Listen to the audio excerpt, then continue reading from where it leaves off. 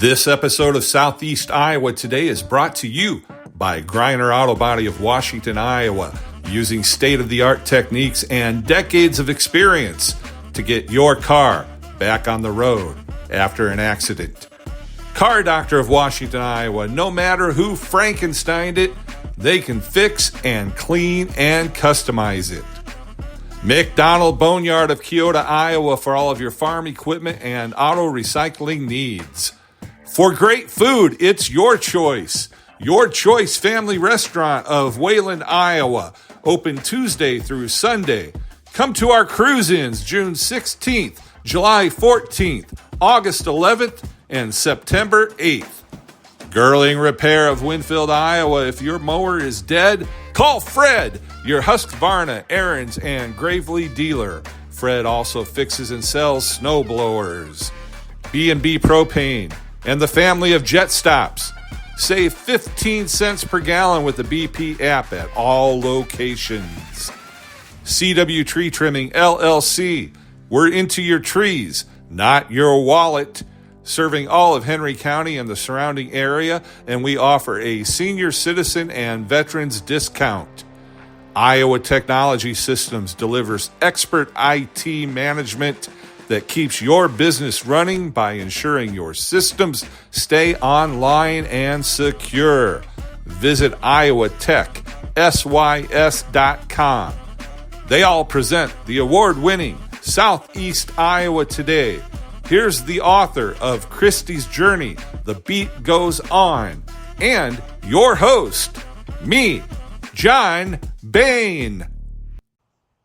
It's the last Thursday of the month, May 28th, 2026, and I'm once again back at the Henry County Courthouse, which is right over there across the street in Mount Pleasant, Iowa. The Board of Supervisors held their weekly meeting, and it was well attended.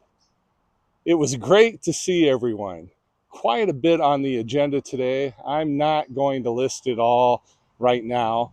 That way we can get right to it. I do want to mention, though, Supervisor Steve Dietrich sets the record straight on possible reorganizing of the courthouse, and whoever out there is spreading rumors on dollar amounts, please note, those rumors are untrue. It happens every once in a while. I don't know if there's a date or something. It's just, Oh, where's Katie this morning? Bedford's past me getting together for lunch. You So, think this will go through I'll lunch? be gone the Huh? 19th. You think this will go through lunch? Because I had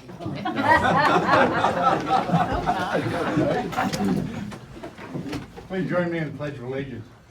I pledge allegiance to the flag of the United States of America and to the republic for which it stands, one nation, under God, indivisible, with liberty and justice for all. Thanks, everybody. It's 15 minutes early, or 15 seconds early, but we got her done. First item of business would be the roll call of members and secretary, please. So, White, here. Dietrich, Here. Lundeen, and Henry County Auditor, Robin Dietrich. Thank you. Item number 3, the approval of consent agenda. On the board minutes, we have May 14 and May 21 minutes would be inclusive in that. Would there be a motion? With a motion with a couple scrivener's errors. I'll second that. Okay, there's been a motion and a second to accept the minutes with a couple adjustments in typos, things like that. All in favor of that, indicate by aye. Aye. Anybody opposed? That passed. Under item number 4, unfinished business, discussion and possible action on employee retirement program. So, we got a recommendation from our county attorney, Becky, who has reviewed that in conjunction with the claim that we have. So we've talked about this a little bit. The existing voluntary separation program is an open-ended program that runs for basically 3 years. So my suggestion was that we terminate that program, and I'd like to see us do that using Becky's recommendation. We probably need to have a discussion on that to see where you guys are, but I don't think it's fulfilling its objective. I think the objective was that as individuals retire, we don't replace those individuals, but I've not seen that be the case here. And so if that's not the case, then I don't see any point for an open-ended program. The other side of that is, that program is so incredibly lucrative that we could have 75 people sign up for that in July of 2027. And that could create a huge problem for us, hypothetically. Well, you're going to the extreme on that one, Steve, but I understand, you are true. But I understand where you're coming from entirely. It has done some good. I don't think we've had a few offices that have had people retire and were not replaced.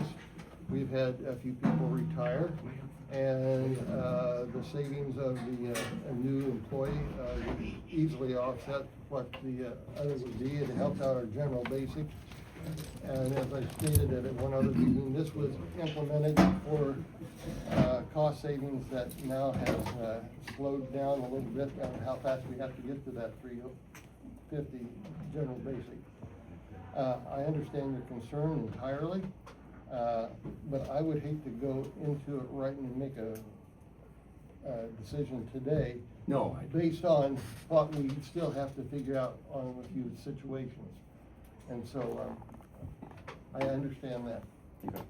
And to your point, I think the recorder's office has followed along with that, the initiation and the intent of the program, so I commend you for that. I know the sheriff has as well, so we appreciate that with the voluntary separation program and not replacing people, but I think those are some pretty limited examples, unfortunately, with the number of employees that we have. And I wouldn't suggest that we do it today, but I think that we should look at a timeline, say like fiscal year, for example, so that we can get it in place and make sure that those people that want to utilize it have the opportunity, but those people that are just riding the fence, they need to make a decision one way or the other, so we can plan forward. So I would say we continue the discussion, but have something in place by the 30th of June, so that we can make sure that everybody that needs to know what's going on has the opportunity to fulfill their needs. Becky, input from you? I think that sounds wise. I'd like to perhaps give employees a full 30-day notice, so they have time to, if they need to speak to financial advisors or determine what would work best for them, they have time to do that. Totally agree. I think it also gives time to work on resolving the current situation with the particular person we're looking at.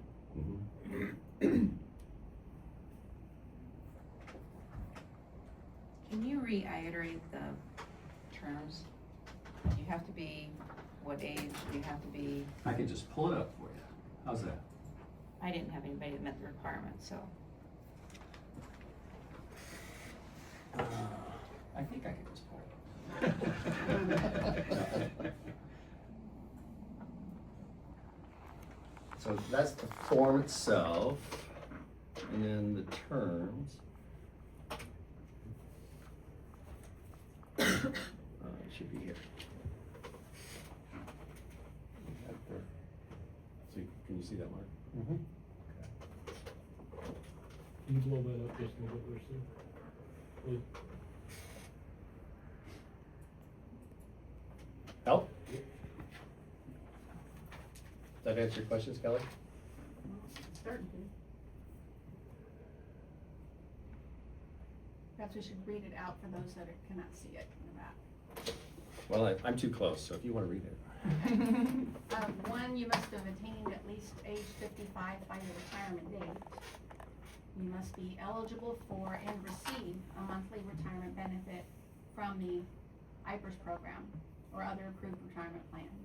If you rescind your retirement and do not receive a pension benefit, you will not be considered to have taken retirement and will not be eligible for this program.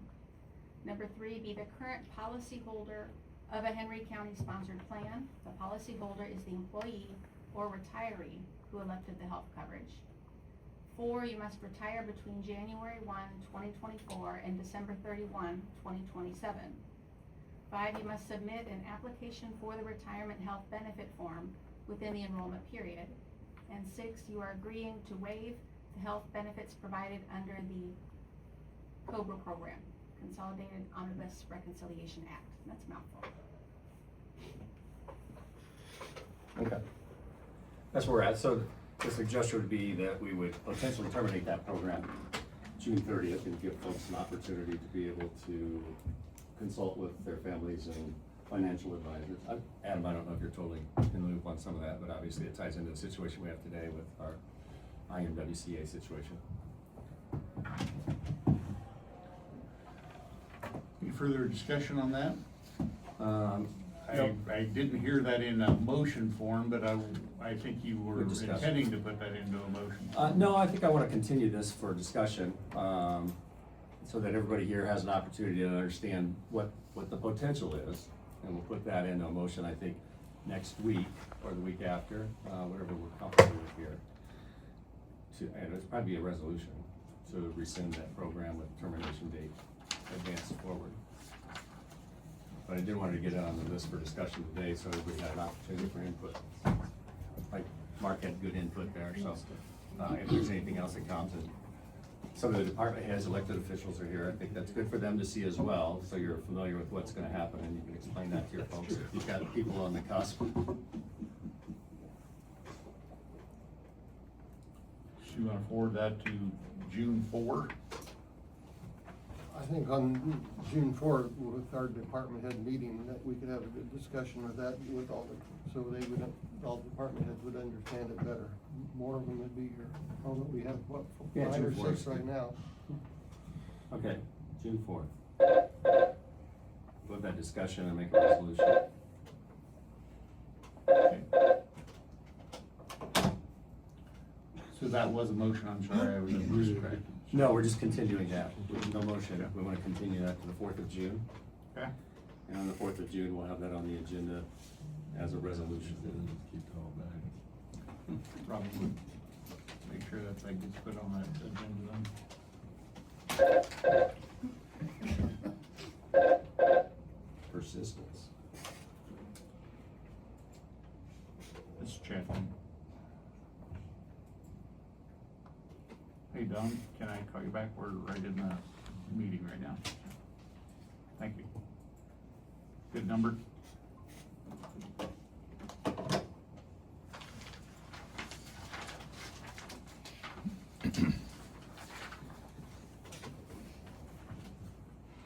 Next item of business would be under new business, secondary roads weekly update. Office Manager Tracy. Unfinished business number 2.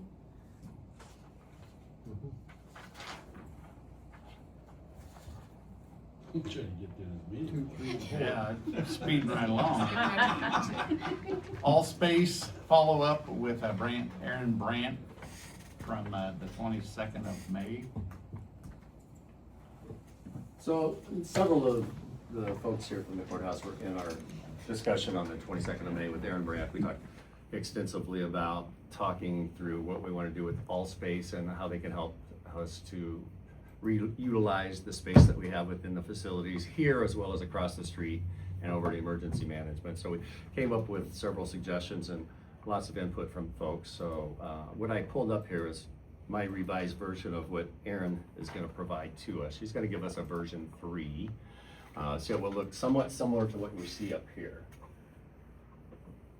So the attorney's office is going to move across the street. So I'll go to that first. We'll go to that one first so everybody can see it. Can you see that?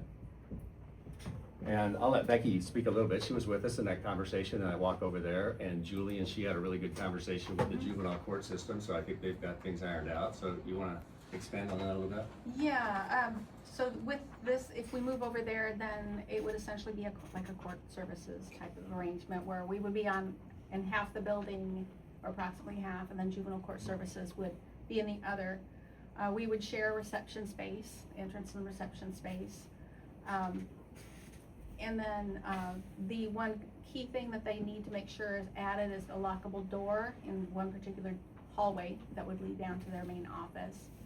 But then they would have space for 4 people and a designated restroom for their office, and then we would have space for our 6 people and a designated restroom for our office as well. And then we could have a shared break room in the building as well.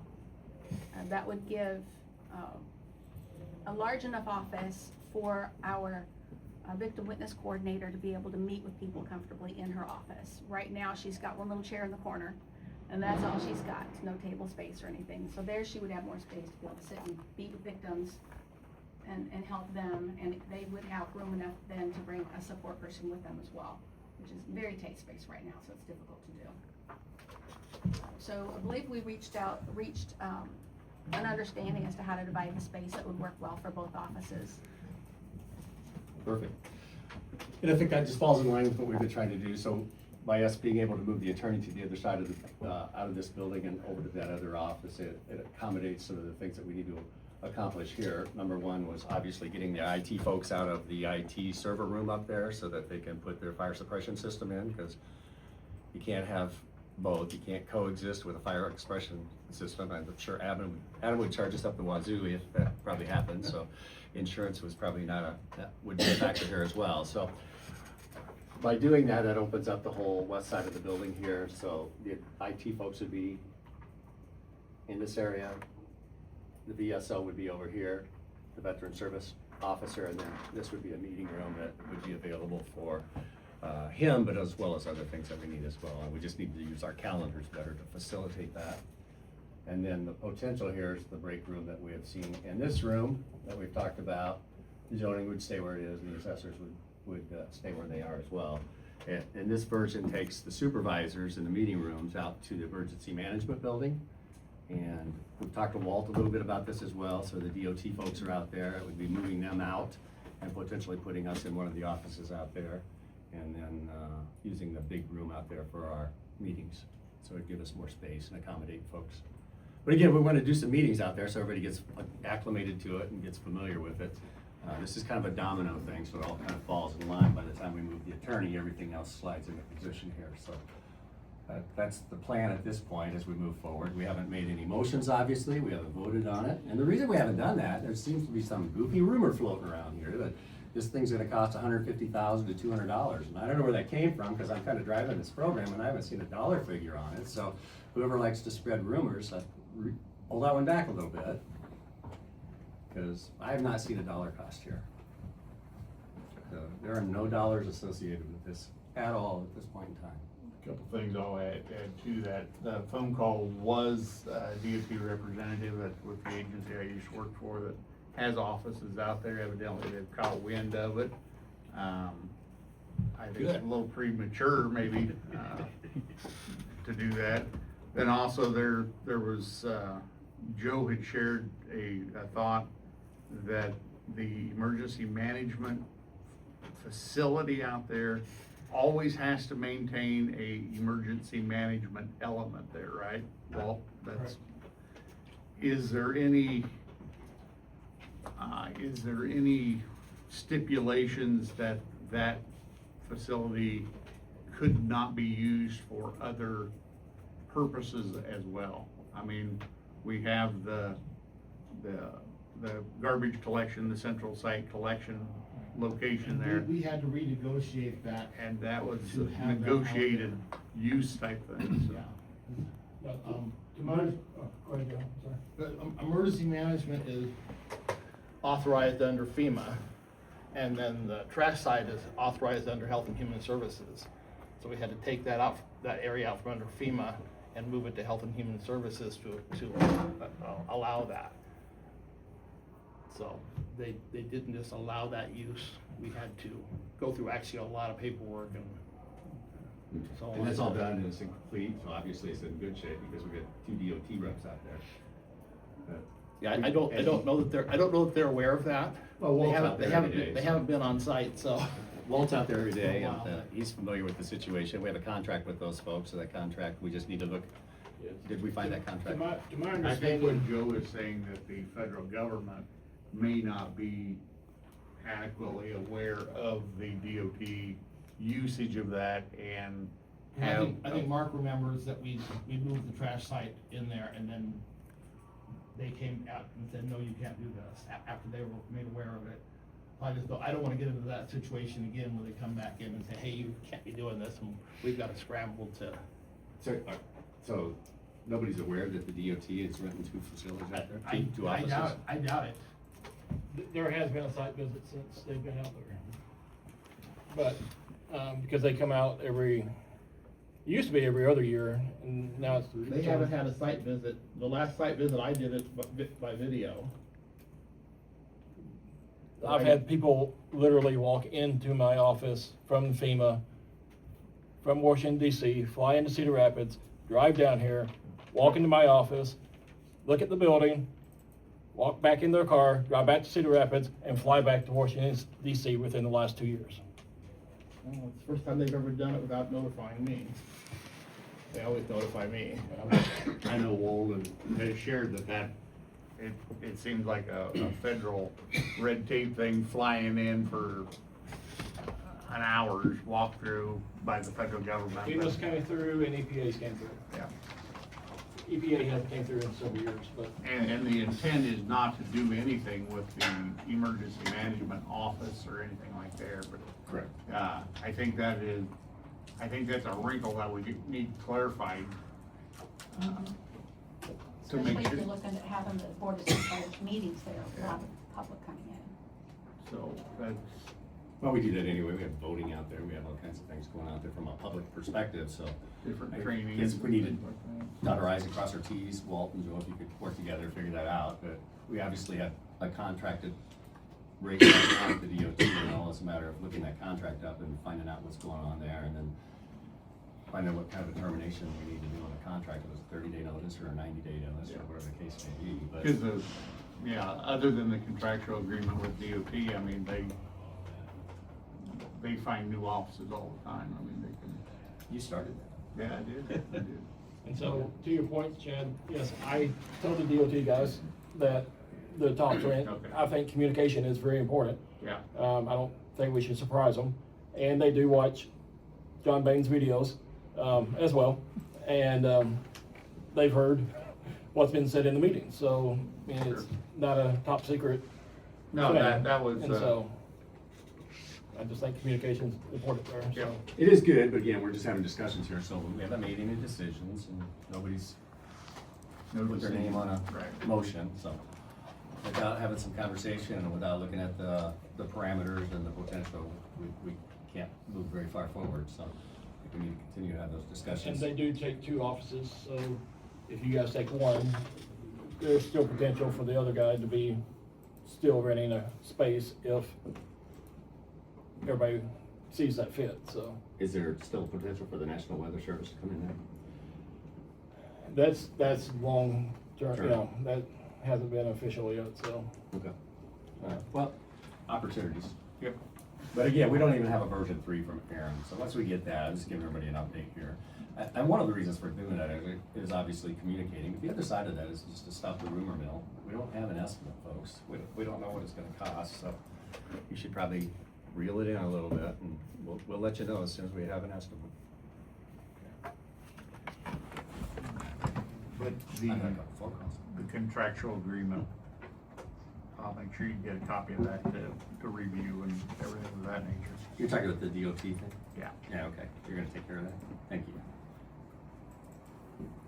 The other side of that then was, in the short term, I wanted to see if we could just start having a few meetings out there so people get acclimated to it. If it doesn't work, we'll know, but I didn't wanna have one meeting, cause I don't think one is a good benchmark for us to work with, if we have a couple, and then if we could potentially have our evening meeting out there where we get more people to come in, I think there's an opportunity to at least get a little feedback from the community as well. Obviously, the long-term goal is to make sure that we're compliant, because we only have about 15 or 20 people in here, so I probably should have said that out loud, but we need to be compliant at some point in the very near future. No, I think that building is an excellent meeting area, training area. I mean, it's got the updated, modern, compliant restroom facilities and electronics Lots of IT. abilities, the room, the space, I think it makes it a So it's good an opportunity utilization for of that. that space. So tying into that then, Chad, Mark, you said you were gonna be gone on the 18th. I don't know if we wanna plan a different timeline for that specific meeting. But I think it's important to have the public involved in that meeting so that they can see what we're doing. how we try to facilitate. I don't have a preference on dates or anything of that nature, so. whatever. You wanna be there, or you, I'd like I to think be, it'd but be I will be gone that week. that whole week? Okay. I think it's important that we be there. Well, if we have weekly meetings, it's pretty tough. We'd have to go to, the 21st. Or, yeah, I think the next date is the 25th. To hold it out there. We'd still have our meeting here on the 18th, but move it to the 25th. Is that a preference that you would both work with? I can work with that. That sounds good. Any conflicts anybody knows of? The 25th of June? Do you have a question? Do you want me to set the room up, or is that something that Tyler's gonna come out and set the room up for the meetings? I think for this one, yeah, we'll probably have a couple other meetings out there, but for this specific meeting, obviously, we'd anticipate it to be a little larger. I think we'd have to work with Gunnar and Brad maybe, and you, to make sure we're set up, if you wouldn't mind helping with that. I think we'll work from that perspective and see how we can do. So June 18th, you're still gonna have a night meeting, right? No, we'll have it here. We'll have to reschedule that. We'll have the 18th here, but the 20th, well, we can do both if you want, Chad. Well, I thought It's every your call. third Thursday of the month we were supposed to have 6 o'clock. That was the original discussion, but we're talking, because Mark is gone, obviously, that week. Okay. So we're just gonna have normal Day meeting. day meeting. Is that your preference, Chad? Yeah. Okay. Since we are on public recording here, it'd probably be good to give that address for that building for the public to know where it is. 900 West Washington. Okay, 900 West Washington. Okay. So That will- one of you guys wanna come out before then, and we can discuss how to set the room up for that day. That way, I have ideas, but No, we'll it work may it. not be what your ideas are. so. Gunner too, so we make sure we have the Right, stuff. right. Brad and I met Okay. the other day out there, so. Sure. I'll plan on it, so. Okay. That way, Thank you. two of us come out there that. Sounds like a plan. Okay. So a regular 18th meeting here, and then we'll do the 25th meeting out there. Yep. Okay. 6 p.m.? 6 p.m. on the 25th. 6 p.m. evenings.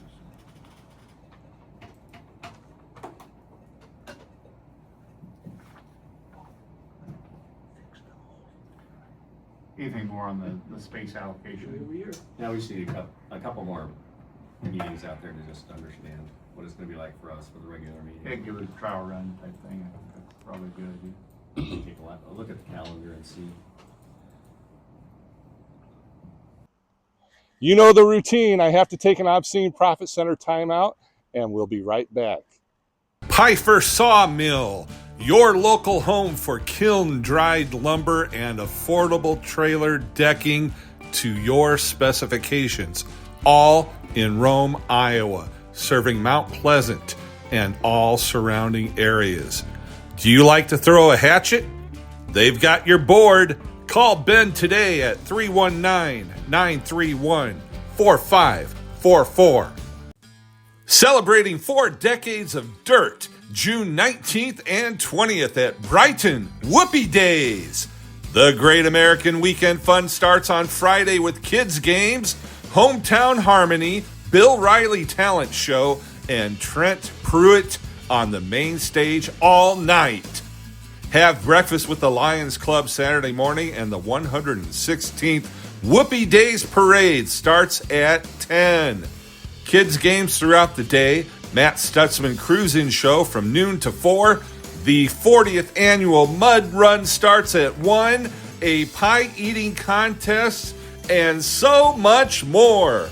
Lincoln the Drifters at 5 and Jake McVeigh at 8. All on the main stage. $5 cover charge for the concerts, and kids' games are free. Proceeds go to Brighton Chamber to sponsor future Whoopie Days. It's the 116th Whoopie Days, June 19th through 20th, Brighton, Iowa. Sanity, It comes in handy when you need it, and Sanity Coffee House will serve it up through coffee and pastry like God intended. If the beans were any fresher, you'd smack them.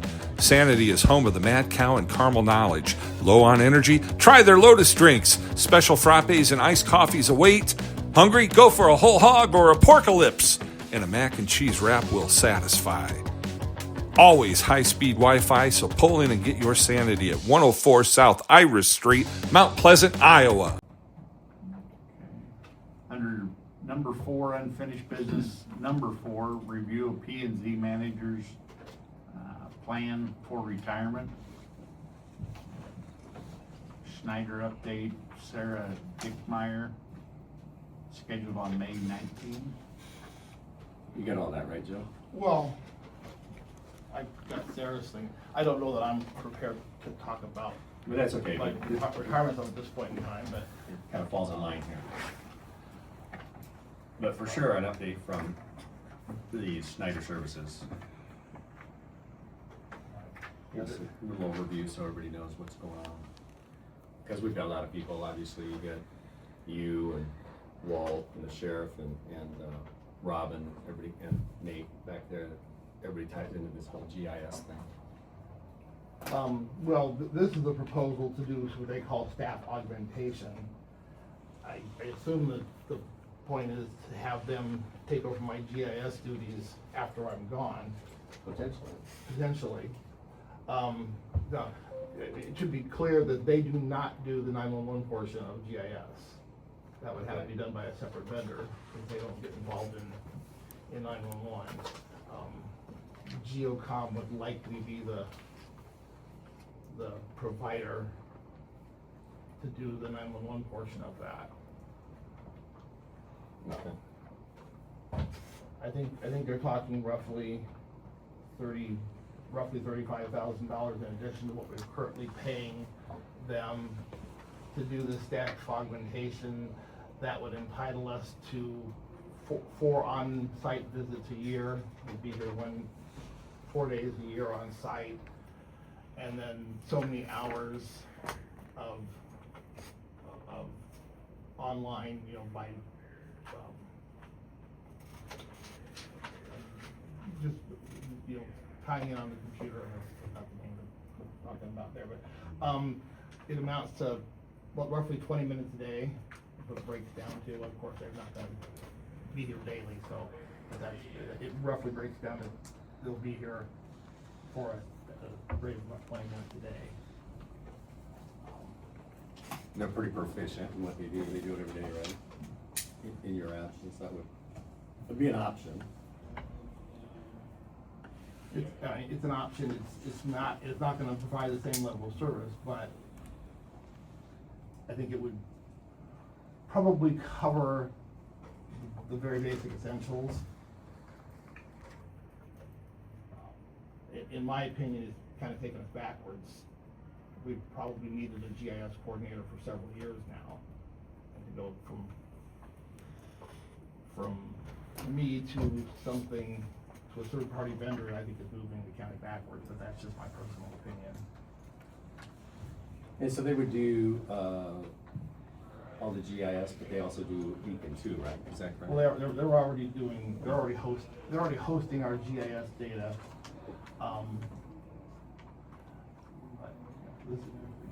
You got things, people come in for maps, they come in for different things.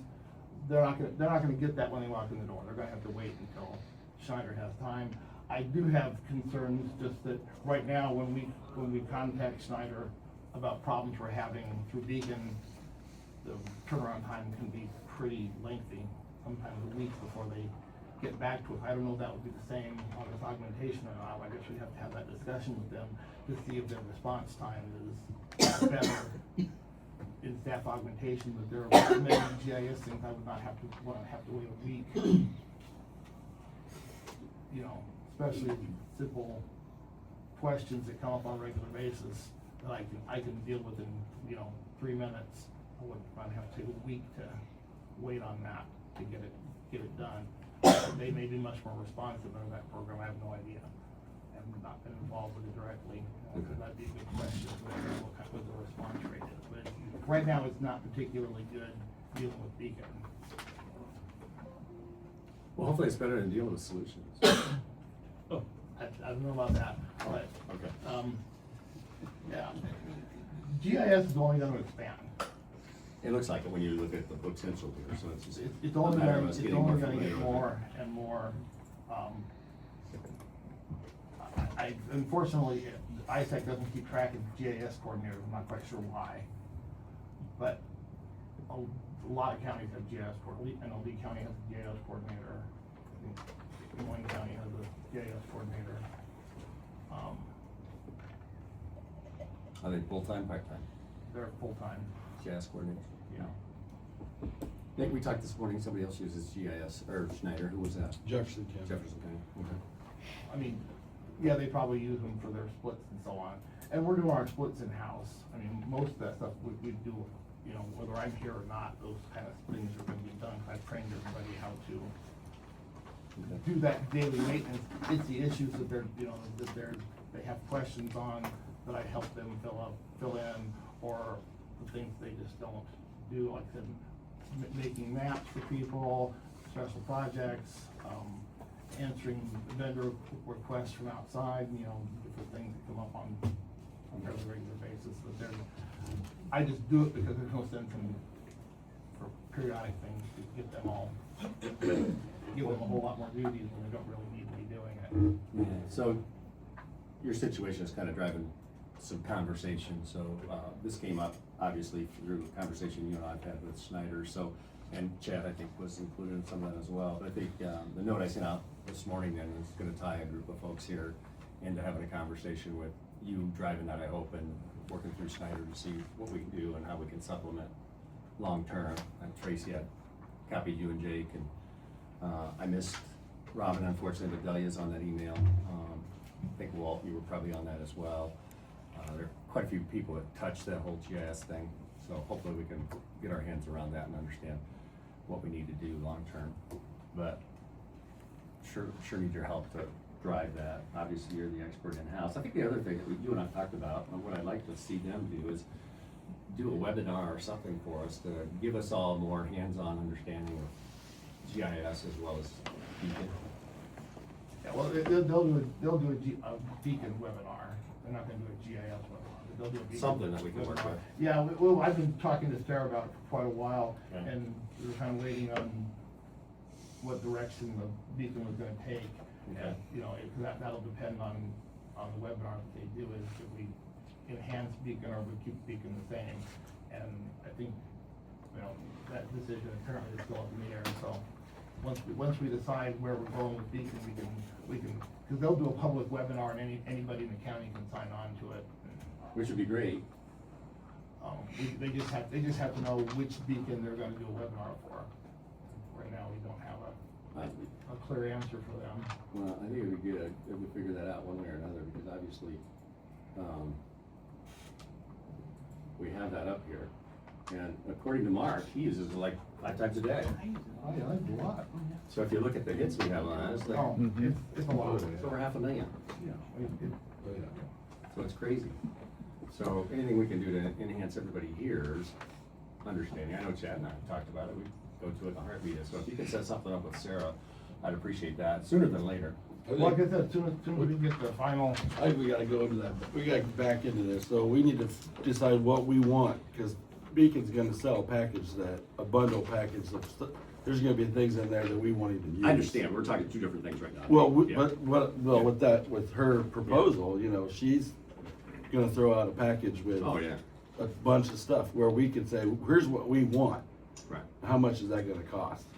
But to that point, if we don't understand Beacon, I'm not sure we know what we want. So we need to get into the details of Beacon. So yeah, what we're looking at here from Sarah is an opportunity to give us a quote on what she could do to supplement what Joe's been doing in the past. The other side of that is just give us a general basic level 101 of what Beacon does for us. That way we can understand it, and then from there we can build on what you're talking about. But again, it's just to bring that level of knowledge up so we all know how to click on that doggone thing right there. Get what we want. Beacon is set to change quite a bit regardless of what we choose. The ag program is gonna move to a web-based program where instead of doing it in-house, well, we'll still do it in-house, but instead of doing it locally, we'll do it through Beacon, and that's gonna be a big change. That'll take a learning curve to get everybody caught up on that. But there's a lot of changes that are gonna be coming, and a lot of, I'm just saying, I just think the cost, so you figure the cost, we're already paying for the hosting of Beacon, all the Beacon services that we have currently, and there's layers in there, and I can give you a tutorial of Beacon if you want. I'm in Beacon all the time. And I have and then I have a login where I have layers that you guys won't even have access to. And I can also see site visits, how many people are utilizing it, how many people have clicked on this. So Beacon we got that, it's not a big deal. It's the GIS is when you have something on the maps, are we gonna need, how often are we gonna need to reach out to Beacon? I think right now, with the hosting, we're paying around 20,000, and then I throw 15,000 towards general basic to cover Joe's time. So the cost of GIS, we could probably make it work in that $15,000 budget, is what I'm saying. Unless you want, like Joe's suggestion is, we could enhance the features with GIS, which, there's a lot of stuff with the GIS that we don't utilize. If we're looking at that, then the cost is gonna be substantially higher. So we need to decide, do we wanna enhance our GIS? Do we wanna continue with our GIS the way we've had it? If it's not broke, let's not fix it, or do we wanna make this thing shine and sparkle and put bells and whistles on it? And that's entirely up to you guys. Well, I understand, but that's what we're gonna have a meeting to get together, so we all understand we're on the same page. We start somewhere, and then we're gonna enhance it as we need to as we grow, but we need a basic package to start with. Correct. And to help supplement the lack of manpower that we're gonna have here in the near future to do that. And you're an expert as well, so we'll be leaning on you pretty hard. I don't know if I'd say an expert. Well, resident expert. But it needs to be said, no decision been made at this point in time. No, On the course of this. no, correct. Kind of exploratory Right. look at right now. There's a lot of Beacon data. likes to bundle. They like to bundle a lot of stuff, and if they bundle things that we're not gonna utilize, and we're paying for that service, that's not something we should give. Yeah, we'll leverage the expertise in the room here, and Tracy uses it all the time as well, from what I understand, so. there's a lot of, people will walk in and say, I wanna put up a fence showing my property line. And the first thing I have to do is tell them, this is representation, this may or may not be your property line. But then I can also go and I can look at their deed and say, this is relatively close, or I can look at it and find out, oh, this is way off, this is drawn completely wrong, and then I'll go pull their deeds and redraw it per their deeds. I mean, we'll find things that have been wrong for 100 years, but, they don't come to our attention. When they do come to our attention, we'll go ahead and correct them.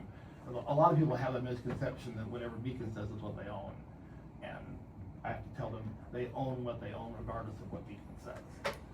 So that's a tough one sometimes to explain, but you have to be able to give them some idea, is this close? Do you need a surveyor? Do you need to just talk to your neighbor? Those are kind of the daily things that I think you lose with going with an outside vendor. They're not gonna be here to answer those questions. They're not gonna be here to help the public understand the property or to research their property when there's, they'll come in and say, hey, this line is running through my garage, is that right? And sometimes we'll say, yeah, it is right. Unfortunately, your garage is still on the line. Or we'll say, no, it looks like we've got it drawn wrong, we'll correct it and move the line where it belongs.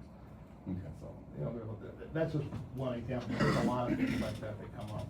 Well, we'll need to leverage your Pretty expertise. obviously. regular. I think we need to set up a special meeting just for that alone. I agree. And we're sitting down and talking with people that would be involved, so. And that was the reason for my note this morning. I think I've got everybody included in that, so, just your office as well, Sheriff McNeil. So, we just need to find the right person. I'm not sure who that is yet. I'm sure you can point us in the right direction, or Lacey can, but she's gone for now, so, yeah, we'll get that figured out. But yeah, we'll have a special meeting, get that set up. Yeah, just I'll have let me know when you wanna do it, and we'll. You work with us to get that set up, Nate, so we can get things rolling. Okay, anything else from P&Z? No. Do you have a new I'd like to person be yet? involved in Or do we need to my budget. do some nominations since Barb resigned? No, I just assumed you guys were gonna Okay, reach out? find somebody to Okay. fill that spot. We'll need to I post that. don't have any applications on file, so. Okay. Did we post that? Does anybody know? We'll get that posted for planning and zoning. Okay, thank you, Joe.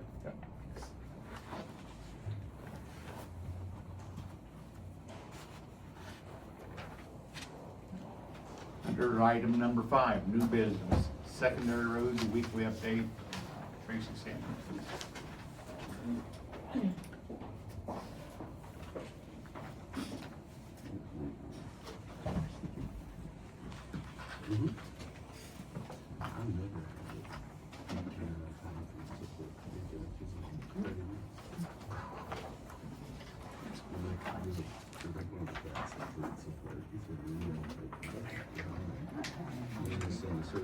How did we do?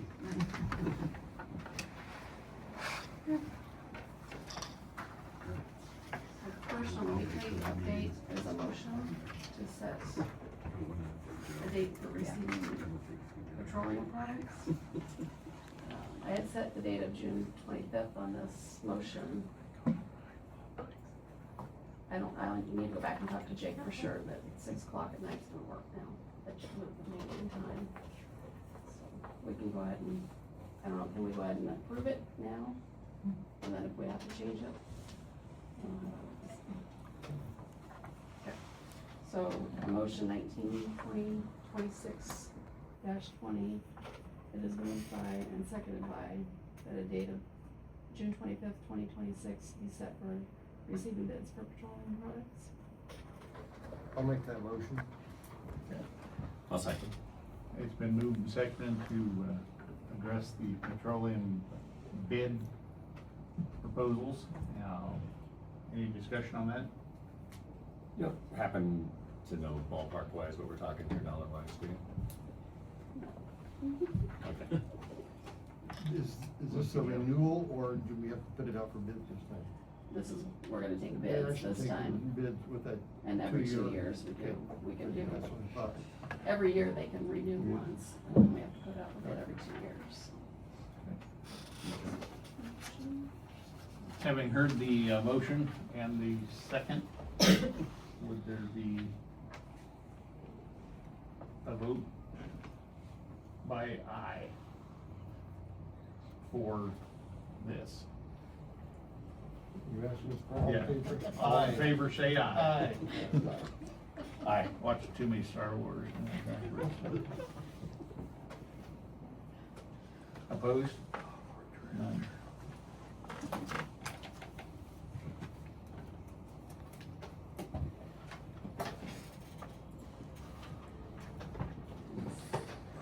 I have a permit for a windscreen, underground right away permit also, down Franklin. And,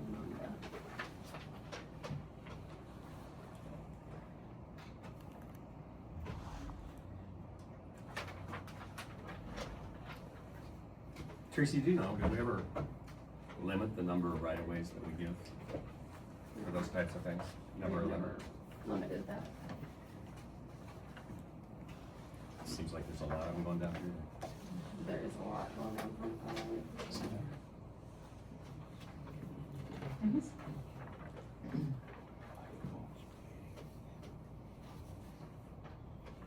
And then just on the maintenance update, territory operators with the drier conditions have started to haul resurfacing rock from our county quarry.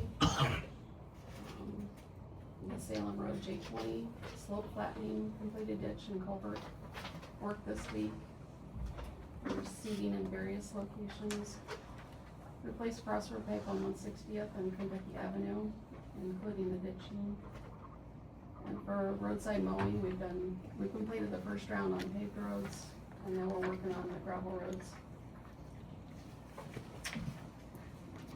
Tracy, do you want to know along J20, what the plan is for moving all of that, those trees and all that brush out of there?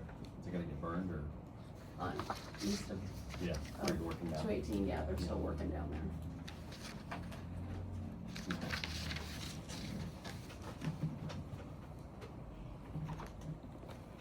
Robin gets to drive by there every day. I believe they're gonna continue to work down there and get it cleaned up. They worked a little bit this week.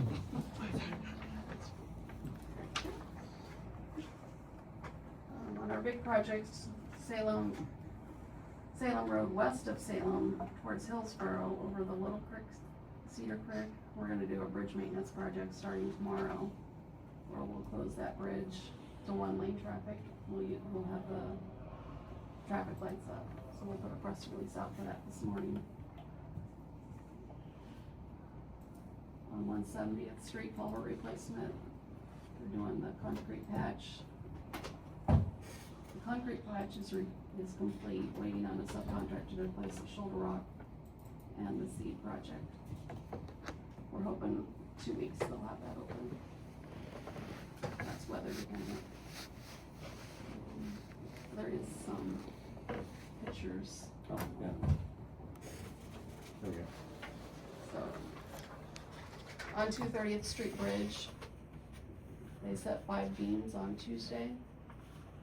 They were 150 feet long. And today they're setting 5 more on the west side. And then tomorrow they'll set the 5 on the east side. That bridge is coming along. Moving fast. Yeah. And now we'll be up out of the water, so we don't want to have that as a delay. And then another project that's gonna start next week is the 190th Street tank car project. We're looking at Tuesday or Wednesday, we're gonna close 190th. And that is west of Franklin Avenue. And that should be closed, we should have it open back up for traffic by the weekend, and then they'll still be continuing work on it the next week. But they'll continue that with an open road.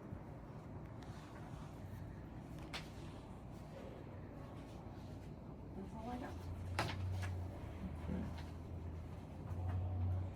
I appreciate the picture, I like seeing the adjustments on that.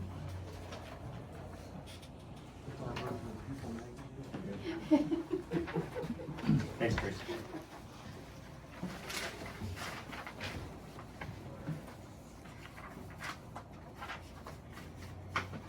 Next item is Hub International, Adam Kearns, Henry County Work Comp Renewal. Good morning, everyone. Good morning. Did everyone have a copy? If not, okay, perfect. Otherwise, I have a copy for you. So I'll start with this one here, the one pager. So this just gives us a 5-year history of where we're at. The biggest things to look at is the second to the bottom where it says loss ratio. So the easiest way to describe it is the amount of premium we bring in compared to the number of claims that we have. The lower the number, the better. Okay, so for example, from 21 to 22, the loss ratio was 5%. So easy math, we paid $100 in premium, we had $5 in claims. Okay, so as you go across, 22 to 23 was 21%, 23 to 24 was 55, 24 to 25 was 4%, and then this year, unfortunately, we're running at 620%. So, and again, insurance, you're always going to see, I look more historic data, right? We perform very well. We've always had a very safety-minded culture. Accidents do happen. That's why we have insurance, right? So if we look at it every 5 years, we have something like this, we're doing things right. Again, things do happen. That's why it's an accident, right? And to give you an idea, typically insurance companies look at a 60 to 65% loss ratio in order to be profitable, okay? They have to still pay expenses, whatever that is, their people, their staff, their buildings, anything else to operate business normally, okay? So I wanted to give you that picture because as we look at the bigger packet, and I'm gonna spend a majority of my time on the very last page talking through premiums, okay? Can I ask one question? Absolutely. On the, with a higher loss this past year, what will that, how much will that affect the mod factor for next year? Great question, you beat me to it, I was gonna get to that. And so what's gonna happen is our experience mod is gonna look at the past 3 years. Okay, so for this year, they're not gonna look at this year because it's, it's not finished, right? So the following year is where we're gonna have issues with that being told also the 2 years after that, okay? So it's a 3-year running total, okay? When it comes to our mod for next year, I always work with Robin during budget season, work through like, hey, this is what we anticipate the premiums to look like, okay? So with that being said, It's all gonna hinge on how those reserves, so, okay, so if we look at, sorry, I'll back up even the 25 to 26 period. 100,000 has been paid out, okay? However, we still have $140,000 of a claim that's in reserves, meaning this is what the insurance company anticipates that could be paid out. And I use the word could because nothing is final yet, okay? Could go up, could go down, but depending on how that lays out, when they factor in the experience mod here in 6 months, what is that going to look like, okay? But with that being said, our mod is going to go up, okay? Exactly how much, I don't know. We're sitting at a 73. So what that means is we're getting a 27% discount right now, okay? That's for the past year. We're going to a 77 this current year, okay? So for next year, when we're looking at 26/27, is that going to be a 1.2? Is it gonna be a 97? We'll know more details once we get audited payrolls after July 1st, okay? But yes, it's absolutely going to impact our mod, and it's going to cost us more premium dollars in the future. Okay.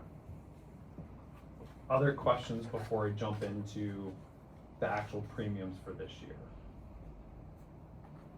Okay, so on the very last page, and again, before that, it just talks a little bit about, you know, who's your service team, who you guys are.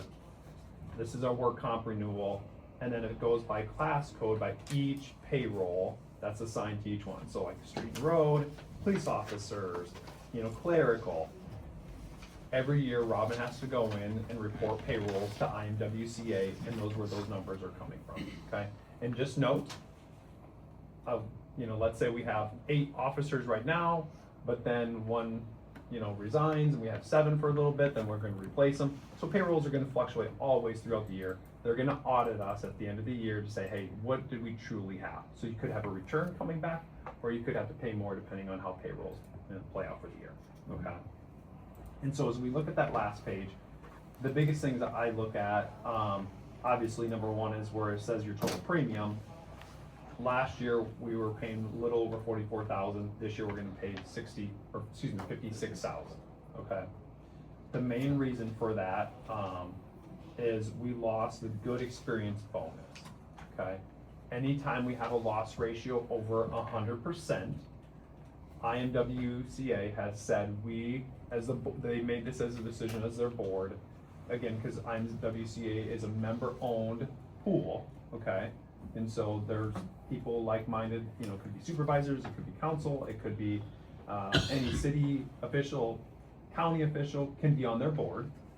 They've decided anyone over 100% loss ratio, we're going to remove that good experience bonus. And so as you can see last year, that was almost $11,000 for us, which is gonna make up that big difference of where that's coming from for this year, okay? And on top of that, our experience model went up 4% or 4 points, okay? So that's gonna cost us, you know, that 4% there. Still, when we look at that, the IMWCA discount is 41%.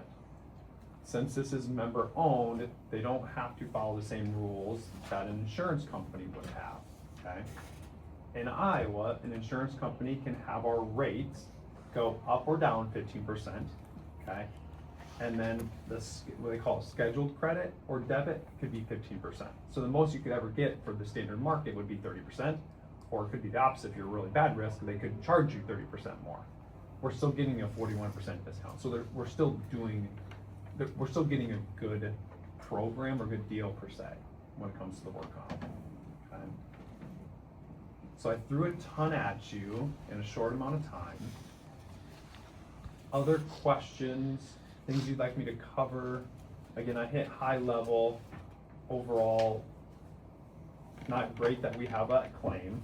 However, like I said, things do happen, which caused us to lose our good experience bonus, which is causing that rate, or premium, excuse me, to go up about that 12%. What? Sorry, not percent, $12,000. Not 25%. 27%. Yeah, I was like, wait a minute. Okay, understand. So the claim that we have, we're at 619%. That's only gonna bump us up 4%. No, so that's gonna look at moving forward for 26/20, no, actually 27, 28. Right. Okay, this is gonna look at our experience mod of 77, or 4 points Right. for 26/27. So we're really looking at 27, 28 is where we're gonna have that big impact. But then we'll have that for 3 years running, Yes, so, okay. yeah. And we won't get the good discount because it's still in there? Or will it Correct. ever come back? It could come back after 3 It years? could, yes, after 3 years. Also, one thing to know is, yes, our mod's gonna go up, okay? But then that IMWCA discount of 41%, there's a chance that's going to adjust as well. So it might be, hey, we might only get a 15% discount there. Right. Okay, so it's really gonna be a double whammy where we're gonna have our mod go up and then we might receive less discounts in the future.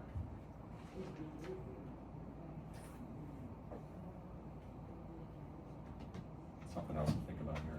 I'll ask you afterwards. Okay. This is like getting a traffic ticket. How long does that stay on your record? Well, Oh my gosh. Not that I would know, that's why I had to ask. Okay. 12 years. Jeez.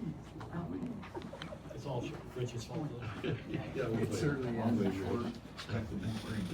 Yeah, unfortunately.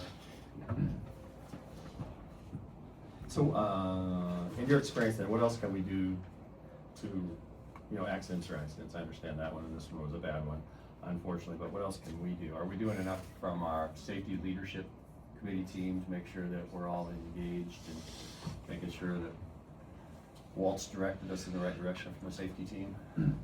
Yeah, And from your team?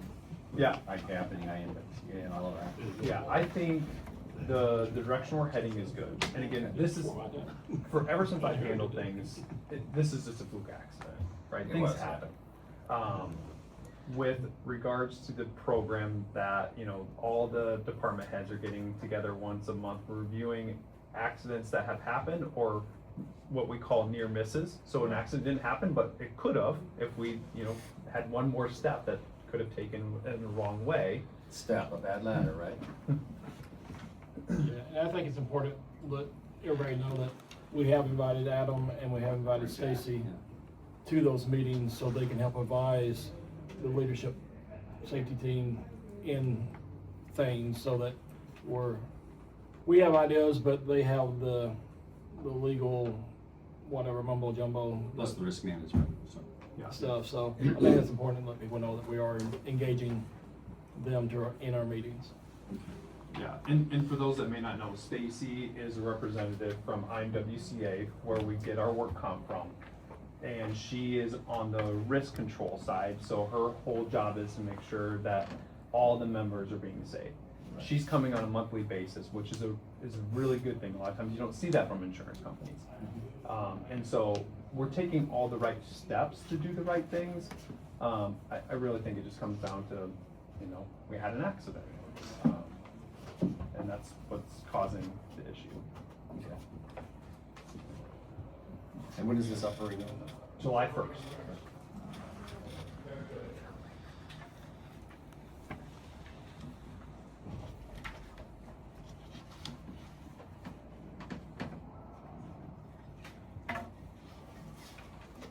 Anything further for Adam? I'm sure he's available for a phone call if you want to call and ask him. No, He's answering me. Okay. Question. Do you want me to stick around? No. Okay. I've got to go to Burlington after this. Okay. I will give you a holler. Sounds great. I appreciate it. Thank you. Yes, absolutely. Thank you.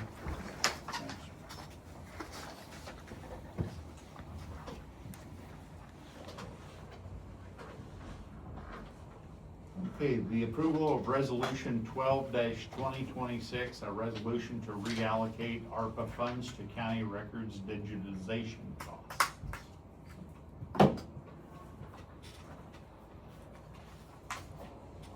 Do you have a resolution?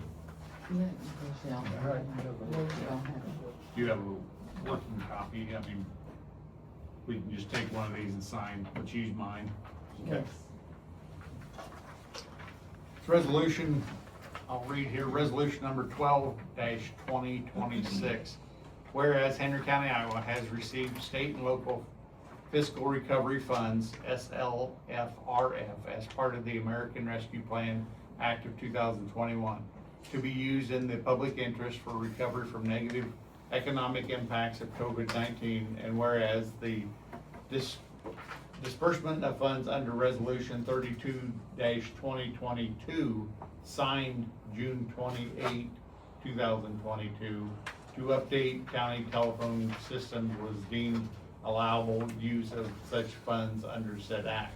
And whereas the disbursement of funds under resolution 30-2022, signed June 28, 2022, to the county records digitization project was deemed allowable use of such funds under said act. Therefore, be it resolved that unused funds received from SLFRF for resolution 32-2022 to update county telephone system is hereby directed to be reallocated to resolution 30-2022 for the county records digitization program project in the amount of $9,000, in which the recorder's office will receive the full amount of the reallocated funds, subject to the signed memorandum of understanding for regarding use of said funds, approved this state county board super. So what essentially this is taking funds that were allocated for other jobs or programs and not needed. This $9,000 has been reallocated to finish the digitization project at the recorder's office. So 100% or nearly I have 34 more books left. 34 more books to be digitized. That will get her. No, this will not get me finished. That will not be the. No, this is covering the last set that was just returned. Okay. So I still have 34 books left, which is probably about $25,000. Okay. But this $9,000 is not new money, it's just reallocated towards that goal, so. Any conversation?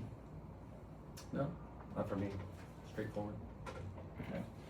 Entertain a motion to adopt resolution 12-2026. So move. Second.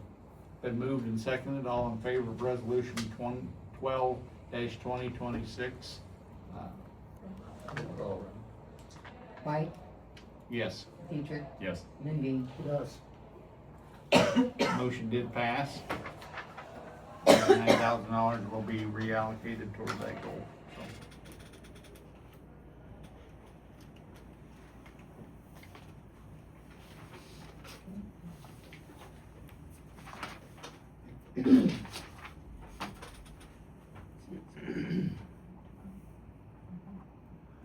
Departmental budgets are for fiscal year 2026, amendment hearing, June 11, 2026 at 9:00 a.m.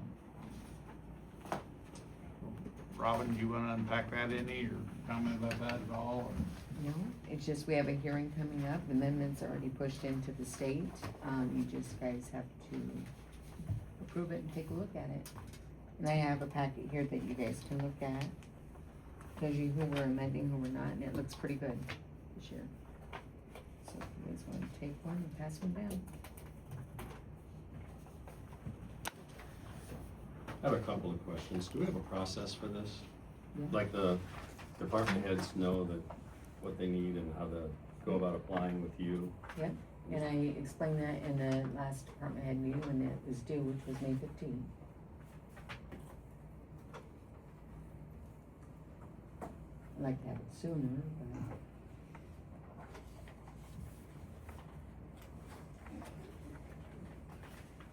And you explain it to them, but we don't have a documented process, right? I sent them emails. You sent them emails, but again, that's not a documented process, that they can find it online so that they know where to look. What do you mean? A documented process. It says these are the steps, 1, 2, 3, 4, 5. And the reason I'm asking is because when you said that, I'm looking at what you had given us earlier here. So when I look at the budget itself. Our revenues for the year are gonna be $23 million roughly. And our expenses with this $187,360 amendment brings us to expenses of a little over $24 million.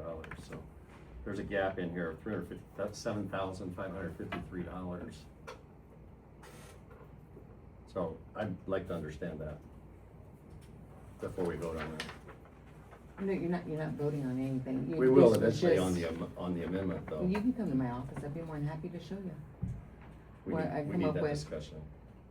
All of us needs that discussion, Okay, so we yes. understand that. That would be But fine. I'd like to see the details of those amendments by department. And I got that right there with your packet that I just gave you. It tells you how much and where it's coming out of.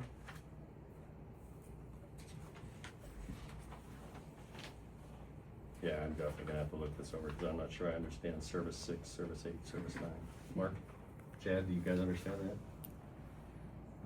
Just received it. Nope. So definitely would like some understanding on how we itemize those. Sure. Do they send you worksheets? I go through the budget and see what the revenues that come in, that's just explaining right there that we gotta report how much we're over on revenues that we budgeted from the fiscal year of 26. I'm okay So with being then- over. Over's always good. I understand it, but we still have to report that to the state as well. Okay, I understand. I just like to That's see just the extra overages, itemization from each department, so we understand. that's what I Right got here. right there Right there. on your packet. It is, but it's not a breakdown. It's just a total sum. Because there are a couple of departments here I'd really like to better understand exactly where those dollars are going. Well, the expenses right there will Yeah. tell you exactly what department those are expenses are coming out. That's right there on your spreadsheet as well. Not completely. I understand what you're saying. Quickly. Yeah, right there. Understand. I'd like to see the worksheets. Okay.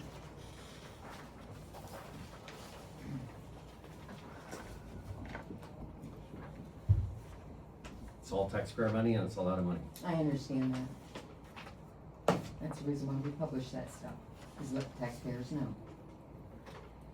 As we should. Absolutely. Okay.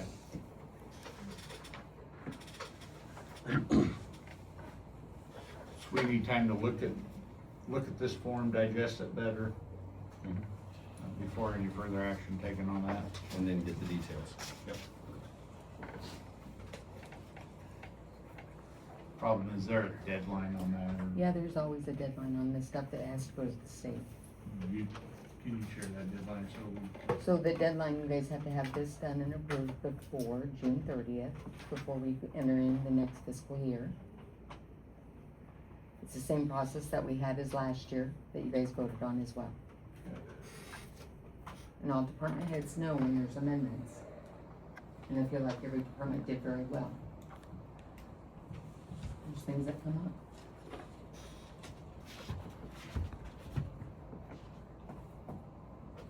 Like mine is like 4 elections within a fiscal year, can't be helped, we had to do it. That's why I have to have an amendment. And that's work hours too. We'll all look at it. Yes. You guys would call me down, I'd be more than happy to bring those sheets down and show you where I got those at. That'd be great.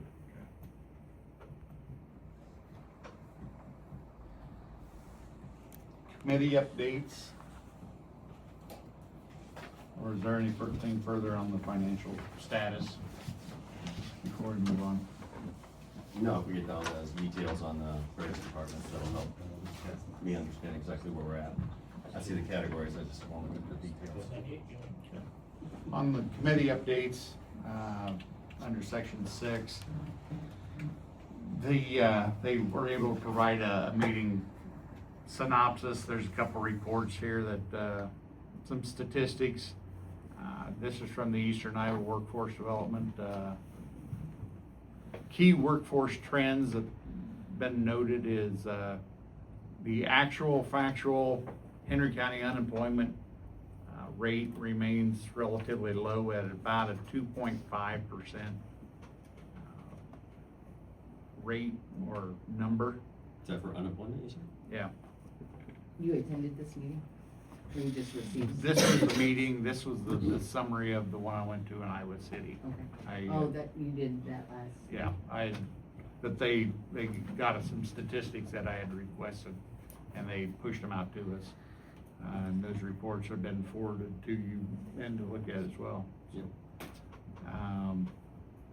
Labor force participation remains a concern. Regional participation rates remain below the state average, so people wanting to work basically is lower around here than what the state average would be. Workforce shortages are increasing, tied to participation barriers, retirements, and demographic shifts. Workforce aging is also a driving factor in the demand. Economic educational condition, median household income, $67,436, which is above the regional average. I have that one pulled up, Jeff. Okay.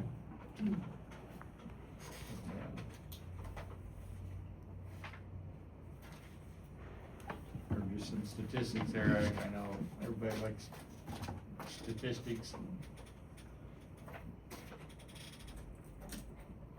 You and I talked about this earlier. It'd be interesting to see how this compares with what we see from area development folks on what they say the median income is for Henry County. See if they are in line and sync up. And there you can see what you were talking about with unemployment.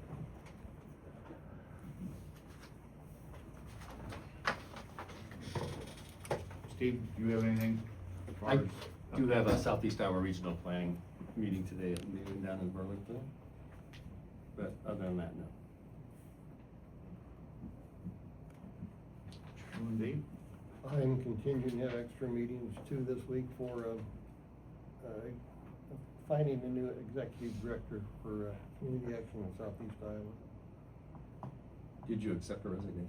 Yes. I see those notes, everybody's. Yeah. Did you read? I did, yeah. There's some interesting. She's there 29 years, right? 29 years, yes. Anything further on that? Under other business, discussion on picnic table at the courthouse grounds. I know I've talked to individually a couple different people about picnic table being parked on the lawn down here. Whether that be a roaming picnic table where it could be moved from location to location, or would that be a permanent site with a pad poured for it, or a gravel circle cord, placed for it, or what's everybody's thoughts on that? Kelly, do you have any updates? Your team brought that to us. You told me to tell Tyler to No, I find a didn't tell spot you to tell for Tyler. I it. said, You please said- visit with us. You said, no, you said you need to talk to Tyler and find a place for it. And Tyler knows Is there a somebody. want for it from the people of the courthouse? I gather there is. There's quite a few people that would benefit the use of having an outdoor spot to sit down rather than in their car that's beating on the pavement in the parking lot. Saying over here. So, shade of some sort would be, Gunnar said that he had some connections, that he could probably get us hooked up with somebody that could build a table for us relatively cheap. From the prison, so. Yes. Yeah. And,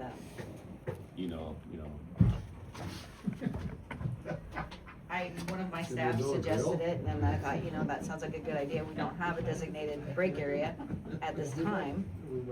I think also any private person who has maybe a court date or something that they're in the courthouse, for a long period of time, they may utilize it too.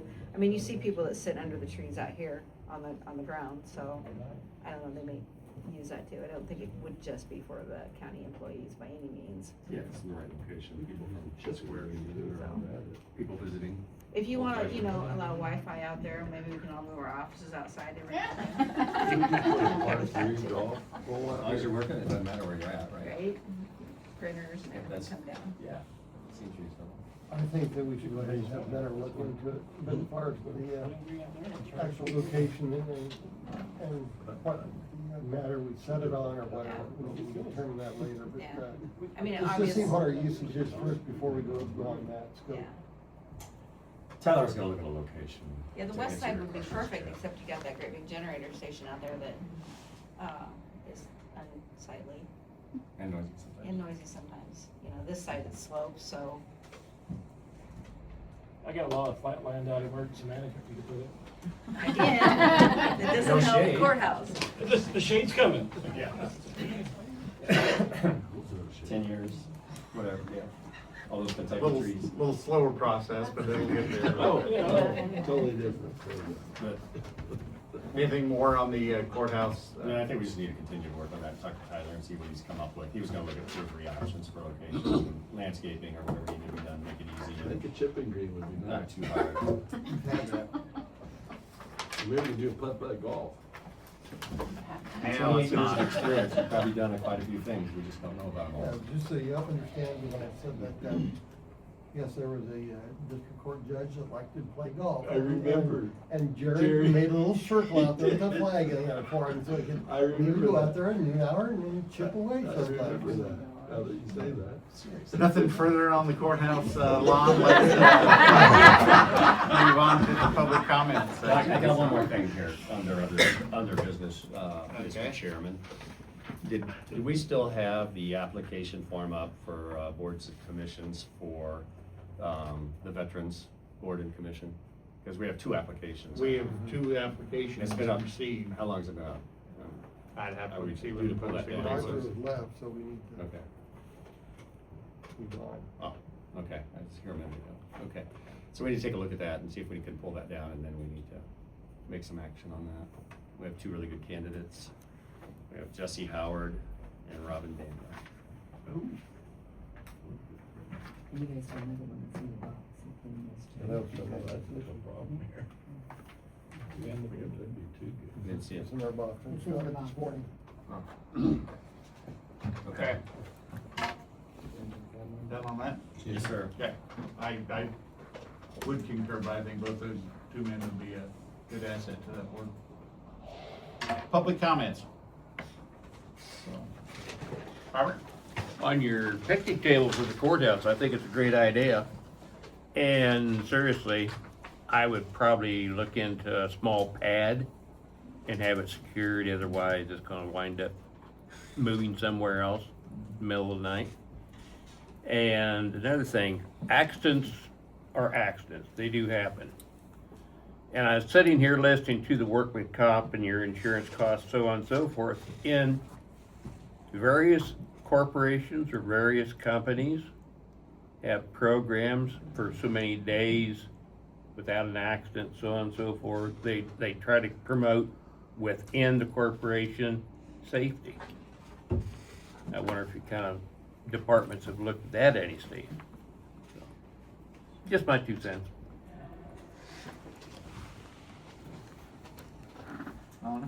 A couple of questions as the GIS conversation was discussing. I'm just curious about, Joe mentioned a couple of counties that have GIS coordinators. I'm wondering what counties don't have GIS coordinators that are kind of in our Southeast Iowa region. And also, besides Jefferson, what other counties use Schneider in the way that we were talking, and if Jefferson County is happy with that, or what other counties use them, and also what parts of that package that they use. So I think that would be something to check into. Also on the publishing of the amendment hearing, is the packet that the board received, is that on the publishing or is that It's in the separate? publishing. Okay. Oh, the extra stuff, the packet Yeah, stuff? the packet, the No, actual I could do that amendments. though, I'll put it on the bulletin board down here as well. Okay, or can I And stop it and get a might be copy? on our, did you look on our website? I looked at the election stuff, but honestly, I Is did it- not it's look at okay. that I part. could go up there and then make sure that it's on there as well. Okay, super, thank you. Yep.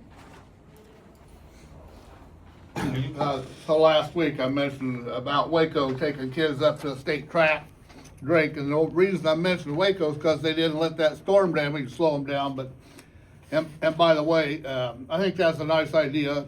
Mark to send them a little care package, you know, to help them out where the insurance doesn't cover their damage. But Winfield, New London, and Mount Pleasant also send kids up there. And I think we need to be proud of our Henry County kids, and Sheriff McNamee deserves some credit because he goes out of his way to build a good relationship with them. And so I think we need to work on keeping those kids here, you know, for the workforce. And, you know, we dump tens of thousands of dollars into economic development, but if we can't even keep our kids here, I don't know if that money is very effective. Okay, then courthouse security. I think we ought to have cameras in every office in here. You know, I've sent FOIA requests out and I haven't had very good luck getting a response. And I don't know if these people are there working or just goofing off, but I think we ought to have cameras hooked into the, like YouTube or something, so where we at home can tune in and see what they're actually doing. And for the record, 2 weeks ago, I was not the only one that had a campaign sign in my car. And anyhow, whatever. And reading through the Iowa code about this, and early voting started May 13, I believe. And last week, there was a lot of volunteers went out of their way. Young people too, put flags all over our city. And a nice display for Memorial Day. And we have these low-rent protesters out here in front of the courthouse on Sunday. And I'm not too sure by Iowa code they should be there. And I think that's something that needs to be looked into. And I imagine they'll be back this Sunday too. So anyhow, yeah, I'm still working on a FOIA request, and I'll get that in. But I just haven't been very successful getting responses for that. And that's all I got, and you're welcome. Thank you. I'm just gonna do a shout out to Lene. I missed the department head meeting about her digitizing all those. That's been a project.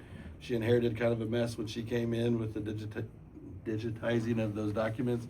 And if anybody has not checked it out, it's really kind of neat. Go out there and you can search by name to find deed owners. You can find family members that own stuff. You can do a lot of cool things with it, and I really appreciate that being online. Thank you. Just getting a bid to be able to look at cursive. Oh. Yeah, they've worked on that, and it's a bid for the auditor and our office, and it's like $9,000, and then it's only $350 a year. To differentiate between print and cursive writing. Mm-hmm. And how many old records were cursive? From 1836 to 1930 maybe? Anyway, I just wanted to give a shout out to Lene. That's been a project that's kind of been sore topic in the county for a while, and she kind of nipped it in the bud. So good job. Good job, Lene. Thanks. Anything further? Hearing none, entertain a motion for adjournment. I'll make a motion to adjourn. And a second? Second. It's been motioned and second for adjournment. All willing to adjourn at the present time, indicate by aye. Aye. It's always great to share government in action, and the Henry County Board of Supervisors and the county team show up and are getting the work done. Thanks for watching, and thanks to my sponsors, and they are Griner Auto Body, Car Doctor, McDonald Boneyard, Your Choice Family Restaurant, Girling Repair, B&B Propane, and the family of Jet Stops, CW Tree Trimming LLC, and Iowa Technology Systems. I'm your host, John Bain. Stay friendly, Southeast Iowa.